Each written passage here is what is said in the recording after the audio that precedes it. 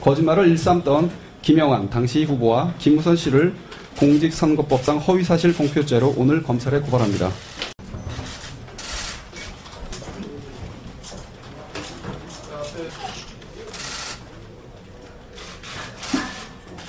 선거마다 반복되던 거짓말 정치의 종말을 선포합니다. 그동안 대한민국 정치는 거짓말에 관대했습니다. 선거 때는 무슨 말을 못하나라는 이명박 전 대통령의 말은 거짓말이 난무하는 우리 정치 문화를 단적으로 보여줍니다. 이는 선거마다 근거 없는 마타도어가 성행하는 이유가 되었습니다. 그러다 보니 유권자의 눈을 속이는 거짓말은 정치의 기술인 것 마냥 여겨졌고 선거가 끝나면 승자의 포용이라는 이름으로 거짓말을 눈감아주는 것이 미덕처럼 여겨졌습니다. 그러나 거짓말로 유권자의 판단을 흐리게 하는 것은 대의민주주의 중대범죄로 유권자에 대한 모독이자 끊어내야 할 적폐일 뿐입니다. 이재명 당선인은 자신을 향한 끊임없는 네거티브와 마타도어 공세에도 불구하고 이에 대응하지 않겠다는 소신을 선거 기간 내내 지켜왔습니다. 저열하고 치졸한 네거티브의 장에 뛰어들기보다는 정책을 앞세운 선거를 하겠다고 도민들께 굳게 약속했기 때문입니다. 그럼에도 이번 경기도지사 선거에서 벌어졌던 네거티브 참극은 대한민국 정치사에 다시 없을 오점으로 기록될 것입니다. 주권자의 눈을 가리고 정치 혐오를 조장한 최악의 선거라는 비판에 직면할 것입니다. 다시는 이 같은 퇴폐 정치가 발붙이지 못하도록 해야 합니다. 그것이 도민의 선택을 받은 당선인에게 주권자가 내리는 명령일 것입니다.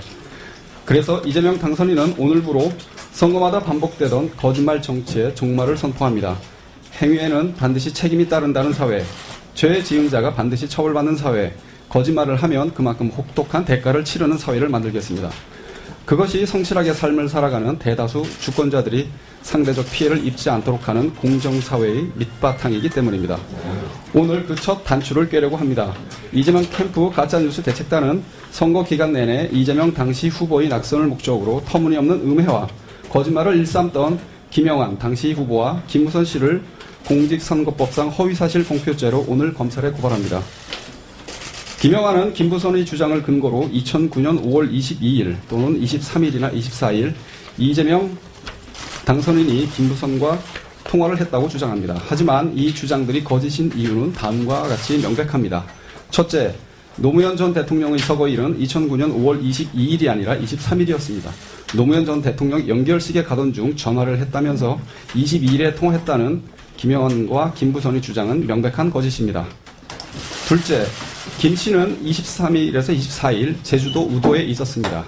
따라서 이때 서울에서 봉화에 가던 중 성남을 지날 때 전화를 했다는 주장은 성립 불가능합니다. 셋째, 노 전 대통령의 연결식 장소는 서울이었습니다. 따라서 연결식에 가기 위해 봉화마을에 갔다는 주장은 성립 불가능합니다. 넷째, 노 전 대통령의 서거일인 2009년 5월 23일부터 연결식이 있었던 2009년 5월 29일까지 서울에 비가 온 날은 없었습니다. 23일 관측된 일 강수량 0.5mm는 일반적으로 느끼지 못하는 수준에 불과합니다. 따라서 비가 엄청 오는 날 전화했다거나 이 당선인이 비 오는 날 거기를 왜 가냐는 말을 했다는 김무선의 주장은 성립 불가능합니다. 이거는 2009년 5월 23일, 24일 김무선 씨가 그 제주도 우도에 있었다는 사실을 나타내는 증거 자료입니다. 그리고 이 표는 2009년 5월 22일, 23일, 24일 비가 엄청 왔다는 사실이 허위임을 나타내는 증거 자료입니다. 실제로 김무선 씨는 각종 인터뷰와 페이스북 글에서 이재명과 통화 후 봉화마을에 갔다고 주장하는 반면 김영환 후보는 김 씨와 이 당선인이 통화한 2009년 5월 22일에서 24일 중 비가 오는 날 옥수동에서 미래했다고 주장해 상호 모순됩니다. 결론적으로 이재명 당선인은 옥수동 미래는 물론 전화 통화한 사실 없이 노무현 전 대통령 서거 당일인 2009년 5월 23일에는 봉화마을에 조문을 갔었고 24일부터 29일까지는 분당구 야탐역에 야탑 분향소를 설치하고 상주로서 분향소를 지켰을 뿐입니다.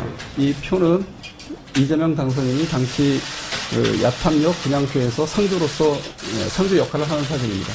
이재명 당선인과 김무선 씨의 비 오는 날 통화나 옥수동 미래는 성립 불가능한 명백한 거짓말임에도 김영환 후보는 김무선 씨와 1시간 반가량의 통화 및 문자 교환 등 논의 끝에 옥수동 미래라는 가짜뉴스를 꾸며내 기자회견을 열며 선거에 영향을 주려 했습니다. 허위 사실을 유포한 김영환도 공범으로서 이를 도운 김부선도 자신들의 행위에 엄중한 책임을 져야 할 것입니다. 선거는 끝났지만 선거적폐 청산은 이제 시작입니다. 이재명 캠프 가짜뉴스 대책단은 선거적폐 청산이 완료될 때까지 해체를 미루고 거짓말 정치의 종말에 전력하겠습니다. 2009년 5월 당시 진실을 밝히는 오늘 고발을 시작으로 수없이 말을 바꾸고 근거 없는 허위사실로 이재명 당선인을 음해하던 이들의 숱한 거짓말에 대해 하나씩 그 저열한 민낯을 밝혀내겠습니다. 감사합니다. 2018년 6월 26일 이재명 캠프 가짜뉴스 대책. 김부선 씨의 속마음에 들어가 보지는 않았지만 이재명 후보가 당선되기를 원하지 않는 거는 맞는 것 같아요. 그건 맞는 것 같고 저는 제가 느끼기에 푸나님이 얘기한 것처럼 선거라는 행위 자체는 당과 당의 싸움이고 진영 대 진영의 싸움이 맞아요. 그런데 참 안타까운 것은 이번 경기도지사 선거를 보면서 몇 가지를 느낀 거는 있습니다. 저도 민주당이 승리하기를 바라고 있고요. 민주당이 아닌 당에 투표하는 행위가 옳다고 생각하진 않아요. 대통령을 지지했던 그 많은 사람들이. 그런데 사실은 이런 논란을 불러 키워온 것은요. 이재명 후보 본인이고요. 민주당에서 이 논란을 키워온 거예요. 이 대중들이 갖고 있는 대중적인 의심을 대중들이 확신을 갖게 만든 거는요. 그동안 선명하지 못하게 방어를 제대로 하지 못한 그리고 딱 부러지는 언사로 해명을 하지 않고 두리뭉실 넘어갔던 이재명 후보에게 1차적인 책임은 있어요. 그리고 2차적인 책임은요. 이런 건 있습니다. 저도 가슴이 아픈 게 유권자가 바라는 후보의 최선의 후보에 투표하지 못하고 차악의 후보에게 투표하게 만드는 정당의 책임도 있는 거예요. 이 민주당이 대통령이 평화가 성공하여 나가기 위해서 경기도가 민주당이 당선되는 게 맞습니다. 그런데 사람들이 기쁜 마음으로 민주당 1번을 찍는 것과 화가 나면서 1번을 찍는 게 무슨 차이가 있는지 아시잖아요.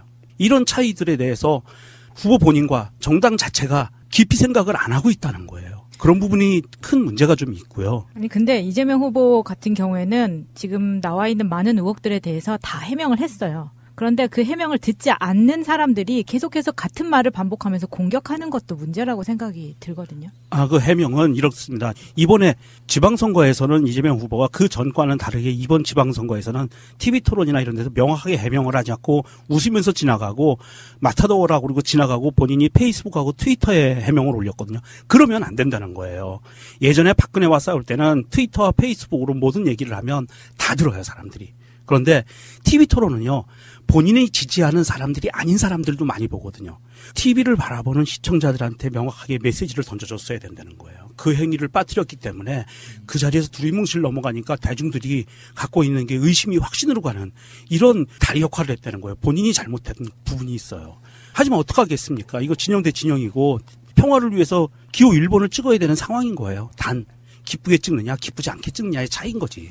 저는 언론 이야기를 하고 싶은 게 똑같은 의혹이 있어. 만약에 김부선 씨의 주장이 이렇게 회자되기 시작하고 그게 논란이 되면 그 김부선 씨의 주장이 사실 앞뒤 관계, 증거 능력이나 어떤 주장의 신빙성이 충분히 있는가, 그리고 그게 새로운 소식인 건가에 대해서 판단하고 나서 보도를 해야 되는데 그런 주장이 존재한다는 사실을 일방적으로 노출시켜주는 거죠, 언론들이. 예를 들어서 김부선 씨의 주장이 사실 여부를 떠나서 그런 주장이 존재하고 반론도 존재한다고 치면 그 두 개를 동등하게 보도를 해야 되는데 기본적으로 김부선 씨의 주장을 일방적으로 보도하고 있는 거거든요. 이런 건 드루킹 사태에도 똑같았어요. 그러니까 드루킹이라는 이름을 중심으로 생기는 여러 의혹들에 대해서 소설 쓰기 좋으니까 엄청난 시간당 기사 숫자가 막 수백 개에 이를 정도로 막 미친 듯이 쏟아냈단 말이죠. 그런데 드루킹보다 그 중차대함이 훨씬 더 큰 한나라당 때부터 매크로를 사용했다라는 실무 담당자의 증언이 있는 기사가 폭로됐는데도 불구하고 어느 한 곳 제대로 보도하는 곳이 없습니다. 그러면 그거를 우리가 어떻게 받아들여야겠습니까? 그러니까 저는 개인적으로는 김부선 씨와 이재명 후보의 관계가 어땠는지에 대해서 그게 정말 중요한가라는 의심을 가지고 있어요. 그게 사실 여부를 떠나서 그런 주장과 논박 자체가 저한테는 중요하지 않거든요. 기본적으로 문재인 정부가 가야 하는 그 방향이 어디인가, 그리고 그 방향으로 가는 길에 도움이 되는 사람인가 아닌가가 중요한 거지, 사귀었다더라, 누구한테 욕을 했다더라, 이런 것들이 중요하진 않아요. 그런데 언론들이 그거에 대해서 주장이 존재한다는, 이런 주장이 존재하고 이런 논란이 존재한다는 보도를 너무 무책임하게 하는 거죠. 전후 맥락이나 사건 관계에 얽힌 사람들에 대해서 기본적인 사실관계부터 보도를 해야 되는데 이런 주장이 존재합니다. 그래도 어쩌라고 그래서.